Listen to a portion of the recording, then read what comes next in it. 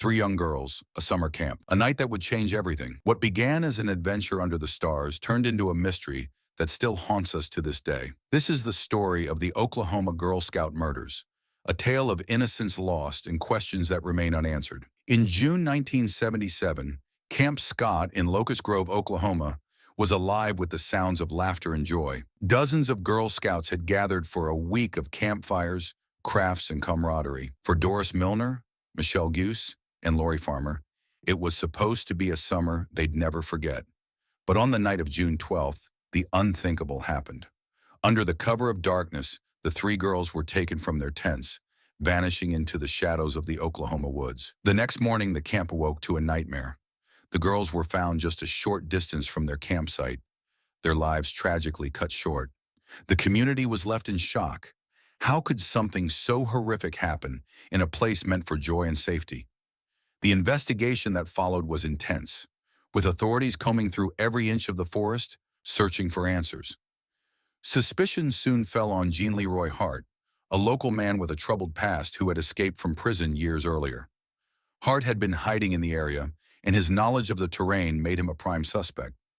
Investigators found a single hair at the scene that matched Hart's, along with a footprint near the campsite. But the evidence was circumstantial, and Hart's defense argued that he had been framed. When the case went to trial, the courtroom was packed with onlookers, all desperate for answers. The jury deliberated carefully, but in the end, they found reasonable doubt.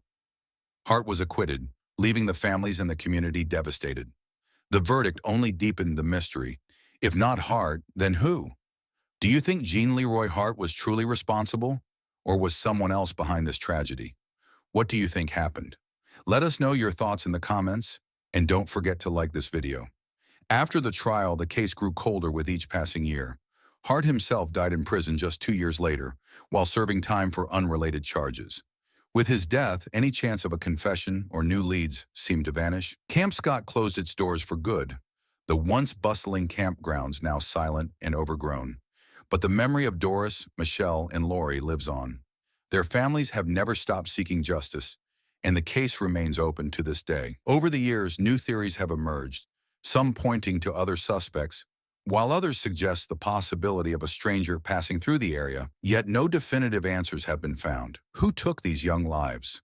Was it Jean Leroy Hart or someone else entirely? The answers may still be out there, waiting to be uncovered. And as we continue to search for the truth, we remember the three girls whose stories ended far too soon, but whose memories will never fade.